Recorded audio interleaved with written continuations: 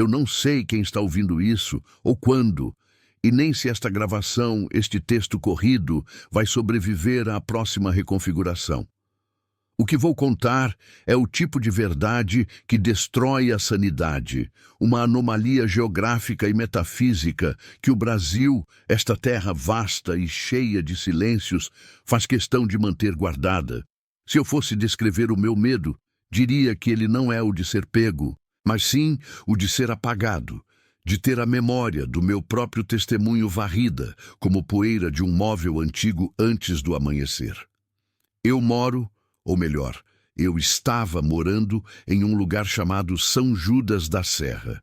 E essa cidade, São Judas da Serra, no interior de Minas Gerais, ou talvez fosse Goiás, ou talvez o Acre, porque a localização exata parece flutuar na memória como fumaça. Essa cidade, eu garanto a vocês, ela simplesmente some inteira. Não é uma lenda, não é um fantasma urbano, não é um truque de luz ou névoa. À medida que o relógio se aproxima da meia-noite, a cidade inteira desliga, é desmontada e substituída por um vazio que desafia a física e a razão. E o mais aterrorizante é que ninguém fala disso, nunca. Eu cheguei a São Judas da Serra há cerca de 2 anos, vindo da capital em busca de algo mais lento, mais silencioso. Na superfície, a cidade era a definição de bucólica e esquecida. Casas modestas, telhados vermelhos, uma praça central onde a vida girava em torno do banco, da igreja e de uma única lanchonete que vendia o melhor pão de queijo que já provei. As pessoas eram fechadas, como costumam ser no interior, mas não hostis. Cumprimentavam com a cabeça e seguiam seus caminhos. Mas havia uma regra não escrita, algo que se aprendia pela osmose do medo e do hábito. A vida em São Judas da Serra era estritamente diurna. Não era apenas uma questão de segurança pública, era uma lei da natureza local. Após as 9 da noite, o silêncio descia com um peso que não era natural.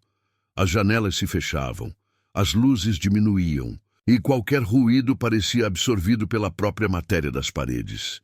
Era um silêncio viscoso, palpável. O tipo de silêncio que se sente pressionando os tímpanos. Eu, como forasteiro, tentei resistir a essa rotina no início. Tentei ler até tarde, trabalhar no computador. Mas era impossível. À medida que a noite avançava, uma fadiga esmagadora se instalava. Não era apenas sono, era uma exaustão que parecia vir do centro dos ossos. Era como se o ar ficasse rarefeito ou como se houvesse uma frequência baixa e inaudível que drenava toda a sua energia vital. Eu caía na cama, sem forças para sequer apagar a luz. E eu não era o único. Todos em São Judas da Serra viviam essa rotina hipnótica. Acordar ao primeiro raio de sol, trabalhar freneticamente, comer cedo e colapsar em um sono profundo e sem sonhos muito antes da meia-noite. O conflito começou quando eu tentei quebrar o padrão. Eu estava escrevendo um artigo e precisava da tranquilidade da madrugada para finalizar. Armei-me de cafeína e de uma dose dobrada de determinação.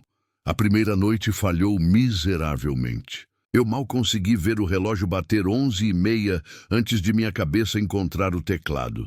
A segunda noite foi igual. A terceira, eu me forcei a ir para a rua para tentar me manter alerta.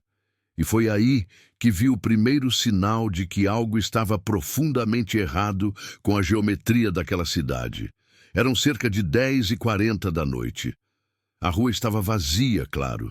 O ar estava frio e perfeitamente imóvel. Eu estava caminhando pela Rua das Flores, que dava para o morro onde ficava o antigo cemitério. Olhei para cima, para a lua, que estava quase cheia. E então, olhei para trás, para o centro da cidade. E a rua principal, que eu havia cruzado 5 minutos antes, não parecia certa.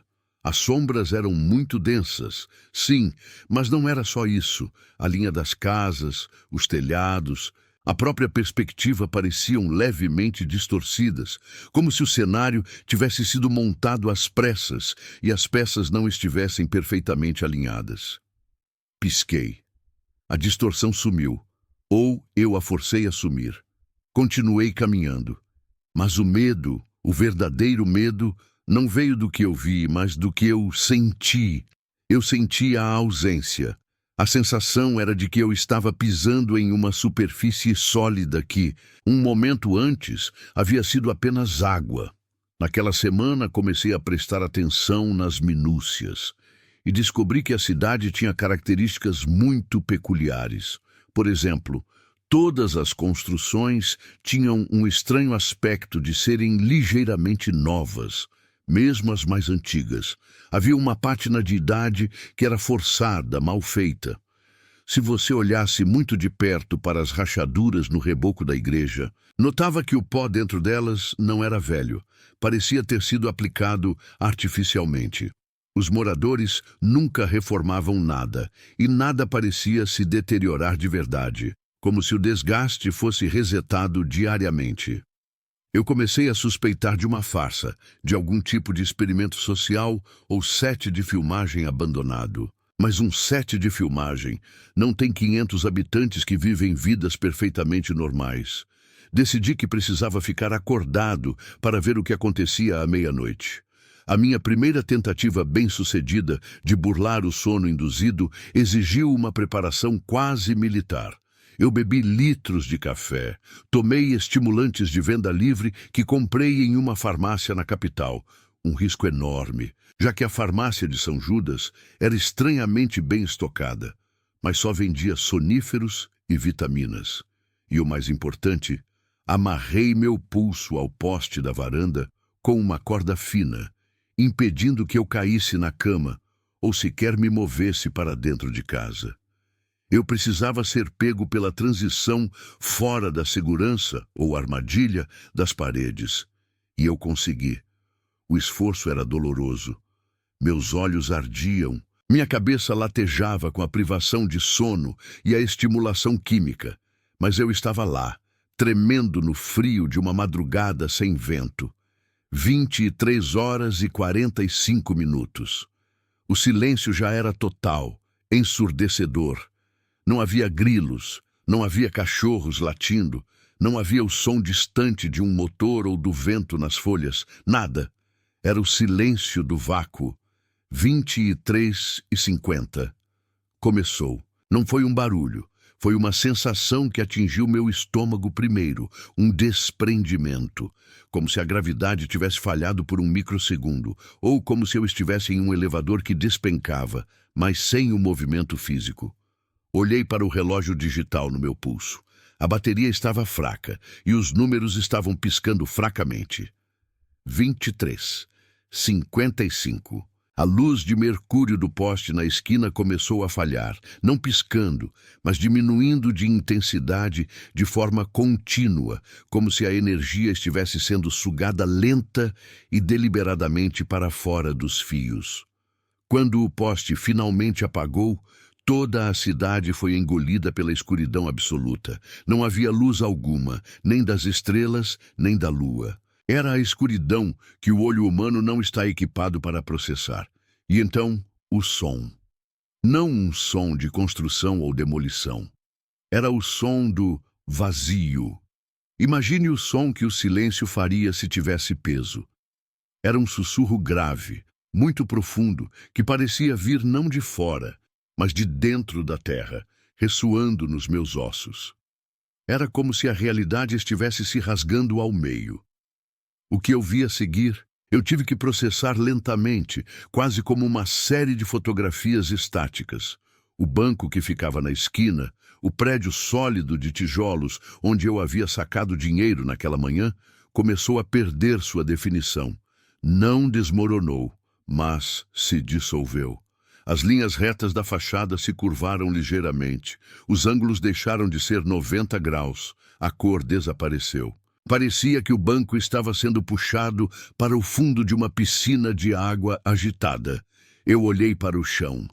Minha casa, a pequena casa de alvenaria onde eu dormia todas as noites, estava ali. Mas sob a escuridão quase perfeita, percebi que ela não era feita de tijolos e cimento. Era feita de uma substância que parecia. argila compactada e pintada. E essa argila estava começando a afundar. A estrutura inteira da cidade estava sendo invertida, dobrada sobre si mesma como um mapa sendo amassado. Não havia escombros, não havia poeira. O material de que as casas eram feitas simplesmente voltava a ser a matéria-prima original, pura, indiferenciada. A geometria falhou.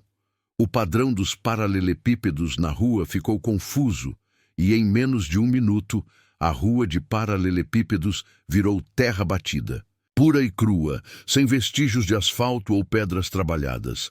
Eu estava amarrado ao poste, e o poste era a minha única âncora naquele pesadelo em movimento. Olhei para o meu lado. Minha varanda estava se desfazendo.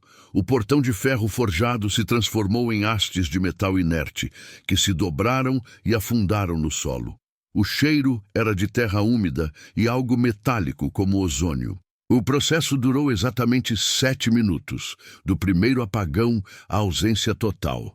Às 0h02, onde antes estava São Judas da Serra, a praça, a igreja, a lanchonete, minha casa e todos os 500 habitantes dormindo lá dentro, havia apenas um campo vasto de terra escura, irregular, silenciosa. Era como se tivessem removido a cidade com um bisturi gigante, levando tudo de volta à condição de deserto primordial. Apenas o poste ao qual eu estava amarrado, de concreto robusto, parecia resistir à reversão. Olhei em volta, ofegante. Eu estava sozinho no topo de um morro, onde minutos antes havia sido o bairro residencial. O silêncio agora era real, o silêncio da natureza selvagem. Não havia luzes no horizonte. Não havia indícios de civilização. São Judas da Serra havia desaparecido, levada pelo mecanismo invisível que a construía todos os dias. Eu desamarrei a corda, tremendo. O frio cortava a pele, e a terra sob meus pés parecia viva, fresca, como se tivesse acabado de ser virada. Eu tentei gritar, mas a voz falhou. O que aconteceu com as pessoas? Eles foram transformados em terra com as casas? Não havia corpos, não havia sangue. Eu tinha que sair dali. Mas para onde? Eu não conseguia identificar mais nada na paisagem. O mapa mental da cidade havia se apagado junto com a própria cidade. A minha experiência me ensinou o primeiro mandamento. Você não deve estar acordado depois da meia-noite. E você não deve estar fora da construção. Mas o que era ainda mais perturbador, e isso é o que realmente me mantém preso aqui, é o que acontece depois da ausência. Eu fiquei ali, agachado, consumido pelo terror, olhando para a escuridão. O tempo passou lentamente, de uma forma que eu não conseguia medir, mas senti a temperatura caindo ainda mais e o ar ficando pesado. Eu estava convencido de que o sol nasceria e eu estaria em algum ermo, longe da civilização, e tudo teria sido um pesadelo químico induzido. Mas então, por volta das 3h47 da manhã, o processo começou a se reverter. Não houve aviso. O som voltou primeiro, não o silêncio viscoso, mas um zumbido elétrico agudo, insuportável, que parecia vir do céu. E então vi a forma. No campo de terra escura, comecei a ver a sugestão de linhas retas emergindo do solo, como bolhas de ar em um lodo espesso. Eram contornos de paredes, de fundações. A matéria voltava a se condensar, mas em uma velocidade assustadora, quase como um time-lapse acelerado. A terra se levantava, compactava e de repente se tornava alvenaria. A minha casa reapareceu. Não foi reconstruída. Ela foi instanciada de volta. O mais chocante foi a precisão. O banco, a lanchonete, a igreja, tudo voltou ao seu lugar exato, com a mesma rachadura forçada. O mesmo tom de tinta. Era a mesma cidade, mas era nova, acabada de ser montada. Eu olhei para a minha varanda. O portão de ferro estava lá, idêntico. Corri para dentro, tropeçando. Minha cama estava arrumada, exatamente como eu a havia deixado antes de me amarrar ao poste. Minha caneca de café estava no balcão da cozinha. O relógio de parede marcava 3h55 da manhã. Eu desabei, incapaz de acreditar que meu quarto, que minutos antes era terra úmida, agora era um espaço fechado e seguro. E então notei a única diferença. Havia uma poeira fina, cinzenta e quase imperceptível, cobrindo absolutamente tudo. Não era poeira de obra, era algo mais leve, mais mineral. E essa poeira tinha um cheiro fraco de cinza e esquecimento. Eu corri para a porta, abri e olhei para fora. A luz do poste na esquina se acendeu abruptamente, sem piscar. E por um breve momento eu tive a visão mais terrível de todas. A poeira cinzenta estava se dissipando no ar, sendo absorvida pela luz da manhã que ainda estava longe, mas que já se anunciava no leste. Eu sabia o que aquela poeira representava. Era a substância do esquecimento, o mecanismo que garantia que, ao acordar, ninguém teria a memória da noite anterior, exceto a vaga e aceita sensação de exaustão. Era o reset da cidade. Eu sobrevivi à reconfiguração, mas com a memória intacta, o que me transformou em um erro, um defeito no sistema. No dia seguinte, ninguém mencionou a noite escura, o silêncio mortal ou a sensação de ter dormido no vazio. Todos estavam em suas rotinas, comprando pão na padaria recém-reinstanciada, reclamando do calor que parecia ser sempre o mesmo. Eu tentei perguntar à dona da lanchonete se ela havia ouvido algo. Ela me olhou com um sorriso vazio e disse que eu devia estar sonhando.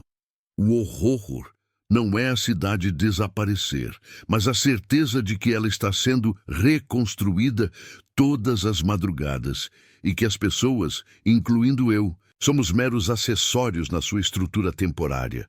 Somos montados e desmontados diariamente. Eu sou o único que se lembra do vazio, o único que sabe que, a cada ciclo de 24 horas, a nossa existência em São Judas da Serra é apenas uma sugestão espectral, uma performance meticulosamente ensaiada que é cancelada pelo diretor invisível toda vez que a meia-noite se aproxima. E esse diretor me viu acordado. Ele sabe que a poeira não me pegou e ele não vai permitir um segundo erro. Eu tenho que registrar isso, porque a próxima vez que a cidade sumir, eu posso não voltar. Ou eu posso voltar, mas sem a capacidade de lembrar que isso está acontecendo. Por favor, eu preciso que vocês saibam que há um lugar no Brasil onde a realidade é opcional e que essa cidade se chama São Judas da Serra. Eu juro que vou contar na parte 2 o que descobri sobre a origem desse mecanismo e o que realmente acontece no vazio entre meia-noite e 3 da manhã. Eu arrisquei minha vida para registrar a transição. Agora preciso arriscar para descobrir quem ou o que está no controle. Aguardem a segunda parte. Eu só peço que vocês passem essa mensagem adiante. Se ela for lida, se ela for compartilhada, se alguém souber, talvez o ciclo se quebre. Talvez eu tenha uma chance. Não deixem que minha memória seja varrida com o pó da próxima madrugada. Eu estava lá, na beira do colapso do tempo, e o ar que eu respirava era pesado, espesso, saturado com o cheiro metálico de uma bateria esgotada. Não era apenas a umidade tropical. Era a proximidade de uma realidade sendo desfeita. 4h20 da manhã, o limite fatal. O ponto em que a fronteira, essa cidade parasita, encravada nas entranhas do mapa brasileiro, decidia que era hora de descansar, ou melhor, de ser guardada. Eu me esgueirava pelas sombras do que parecia ser a rua principal, agora totalmente deserta, mas não silenciosa. O silêncio da fronteira àquela hora era o som mais aterrorizante que eu já havia ouvido. Era um vácuo auditivo, onde o ruído de fundo da vida urbana, o ronco distante de um gerador, o latido disperso de um cão vadio, era sugado para dentro de si mesmo, deixando apenas um zunido de alta frequência que vibrava diretamente nos meus ossos. Minha cabeça latejava. Eu tinha que ser rápido. O que eu buscava não era a prova de que a cidade sumia, pois isso eu já sabia. O que eu precisava era do porquê e do como. O que era o motor que mantinha essa ilusão noturna de concreto e vida? Lembrei-me do que o velho pescador, o único que ousou balbuciar algo coerente na parte 1, havia me dito sobre a cicatriz. Procure a cicatriz. Eu presumi que fosse a velha torre de relógio no centro histórico. O único edifício que parecia deslocado, feito de um basalto negro que não combinava com o resto da arquitetura colonial simples. Conforme me aproximei, a sensação de deslocamento piorou. O chão sob meus pés começou a vibrar em um ritmo estranho, não constante, mas pulsante, como um coração gigantesco e moribundo. Olhei para o asfalto. As rachaduras que eu havia notado ao longo da noite não eram aleatórias. Elas formavam um padrão, um desenho geométrico complexo que se estendia por toda a área central. E então, o segundo gancho se fincou nas minhas entranhas. Não era apenas a cidade sumindo, era a preparação para o que vinha a seguir. Olhei para o céu e as estrelas pareciam estar ligeiramente fora de foco, como se o ar entre mim e o cosmos estivesse se tornando gelatinoso. Isso não era física newtoniana, isso era metafísica aplicada com a força de um martelo. O problema se manifestou fisicamente.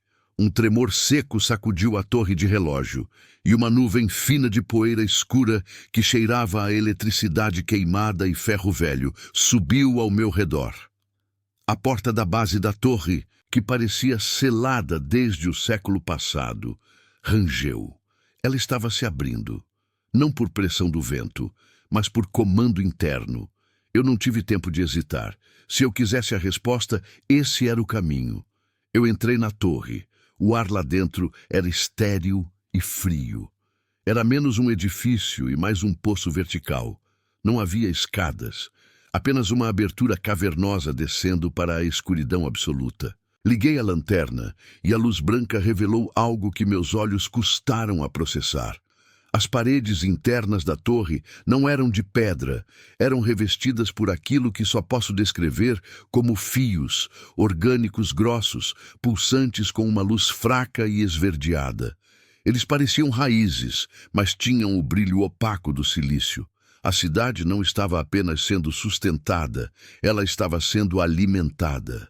O primeiro loop aberto se fechava com terror. A cidade não era um lugar, era um organismo ou uma peça de tecnologia biológica. Desci, escorregando e me apoiando nos cabos pulsantes. A cada metro que eu caía, porque era mais uma queda controlada do que uma descida, o zunido aumentava. O tempo parecia desacelerar. Meus pensamentos eram longos, viscosos, mas a adrenalina me mantinha focado no objetivo, o centro. Cheguei ao subsolo da fronteira, o miolo da maquinação. O lugar se abria em uma câmara vasta, úmida, cavada na rocha matriz. O cheiro de ozônio e decomposição era insuportável. E ali, no centro, estava a cicatriz do pescador. Não era um motor, não era um portal, era uma estrutura. Imagine uma gaiola gigantesca, de talvez 15 metros de altura, feita de um material que parecia obsidiana e cristal de quartzo impuro. Dentro dessa gaiola, a revelação que virou meu estômago do avesso. Não havia 1, nem 10, mas centenas de corpos humanos. Eles estavam em estase, pendurados por aqueles mesmos cabos orgânicos que revestiam a torre. Eram os moradores da fronteira. Não eram fantasmas nem espectros, mas corpos em suspensão, adormecidos profundamente, conectados a uma matriz central que emitia um pulso de energia constante. Eram como baterias, mas não de energia elétrica. Eram baterias temporais. O desenvolvimento atingiu um pico de horror existencial. Os moradores não sumiam com a cidade, eles eram o que fazia a cidade sumir. A fronteira não desaparecia. Ela era retirada do fluxo do tempo. Aquelas pessoas estavam presas em um ciclo diário, forçadas a viver a noite para, ao amanhecer, serem dobradas, suspensas, tiradas da continuidade do universo real e reativadas assim que o sol se pusesse. Um loop infinito de existência parcial. O mais assustador não eram os corpos suspensos, mas o som que vinha da matriz central. Um sussurro. Uma voz cavernosa, lenta e profunda, que parecia falar a língua do esquecimento. E então eu o vi. O guardião. O responsável por manter a gaiola operante. Ele estava parado na borda da câmara, um homem alto, vestido com traje simples de padre, mas com uma aura de antiguidade que me fez congelar. Não era o padre local que eu havia encontrado na igreja, mas algo muito mais velho. Seu rosto era sereno, mas seus olhos, vazios de humanidade, estavam fixos em mim. "Você não devia estar aqui", ele disse, e a voz dele não reverberou na câmara. Ela parecia se formar diretamente dentro da minha cabeça, fria e inescapável. "Você está na borda do amanhã." Eu estava na beira da matriz de tempo e o guardião era o sacerdote do silêncio, o mantenedor do cessor temporal. Reengajamento imediato. A cidade não era uma anomalia geográfica, era um castigo temporal. Eu levantei a câmera, que tremeu na minha mão, capturando a imagem borrada daquela monstruosidade orgânica e da centena de corpos suspensos. "Por que vocês fazem isso?" Minha voz era um guincho patético no meio daquele zunido. "Por que a cada madrugada?" O sacerdote deu um passo lento, mas ele parecia deslizar pelo chão e não andar. "A fronteira não tem o direito de existir no amanhã", ele explicou, sua voz cheia de uma resignação milenar. "Houve um erro, um pecado, há séculos. A cidade deveria ter sido varrida pelo dilúvio, pela peste, pela guerra. Mas ela se agarrou, se apegou. O universo tentou corrigir a falha, apagando-a. Nós fizemos um acordo." Ele apontou para o teto, onde o basalto da torre começava a brilhar com um calor estranho. Para continuar existindo, mesmo que apenas por metade do ciclo solar, eles devem se render ao mecanismo. Eles vivem à noite, o tempo que lhes é permitido. E quando o sol nasce, quando o tempo real exige sua correção, nós a dobramos, tiramos ela da linha de tempo. Eles estão esperando que o universo esqueça que eles existem. O clímax começou a se desenrolar com uma velocidade aterrorizante. O zunido na câmara se tornou um grito. O tempo não estava apenas dobrando, ele estava rasgando. Os cabos orgânicos ligados aos corpos começaram a pulsar mais rapidamente, drenando a luz residual da sala. O sacerdote olhou para a matriz. "É hora. 4h35. O fechamento. Você será dobrado conosco, intruso. E quando o sol se puser de novo, você estará aqui, parte da cidade que nunca pode amanhecer." O sacerdote avançou. Eu me virei e corri, subindo pelos cabos pulsantes.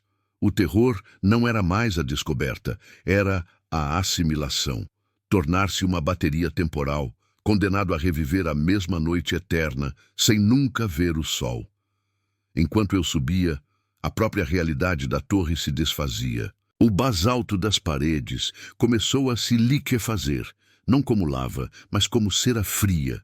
O ar se tornou denso, difícil de respirar. Eu conseguia sentir a pressão do universo tentando me forçar para fora da existência. Padrões interrompidos. Eu olhei para baixo e vi o sacerdote parado na base da gaiola. Ele não estava correndo atrás de mim. Ele estava vibrando. Seus contornos estavam ficando borrados, como uma imagem em uma televisão analógica com mau contato. Ele também era parte da máquina. Meus joelhos e braços estavam em carne viva pelos ferimentos dos cristais de quartzo impuro. Eu me forcei através da abertura estreita no topo, caindo na grama úmida da rua principal. Eram 4h40 da manhã. A luz da minha lanterna não iluminava mais o asfalto. Ela iluminava a terra.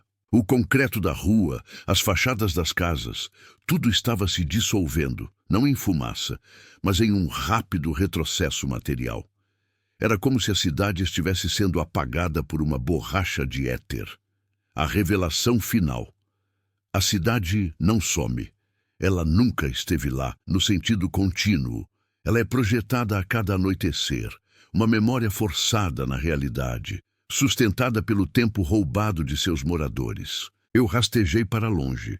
O peso da realidade caindo sobre mim era físico.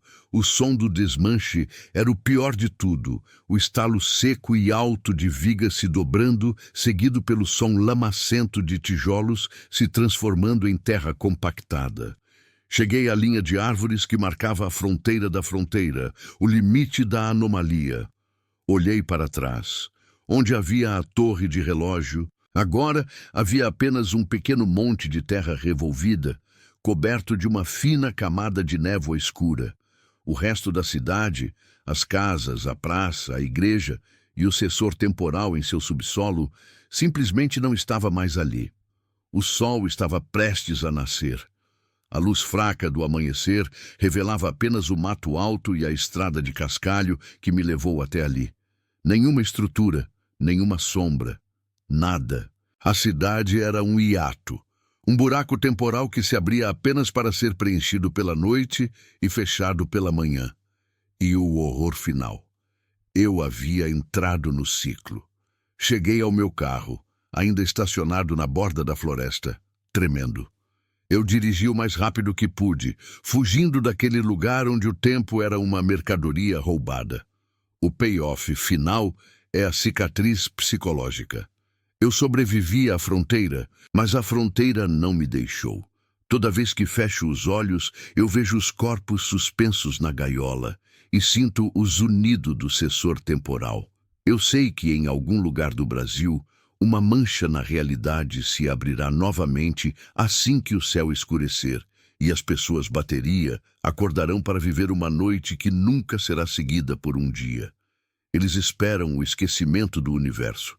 E eu sou o único que sabe. Eu sou o único que viu a dobra.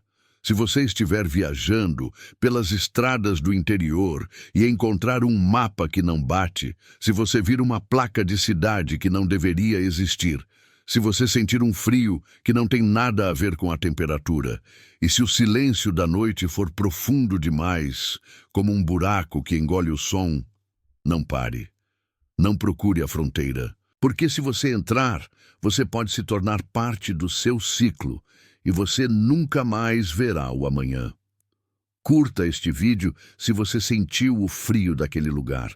Compartilhe esta história com alguém que precisa saber que há lugares no Brasil onde o tempo é uma farsa. E me diga nos comentários, você tem medo do escuro? Ou você tem medo do que acontece no escuro em lugares que não deveriam existir? Fiquem de olho, a noite está chegando, e ela traz consigo aquilo que o sol tenta desesperadamente apagar.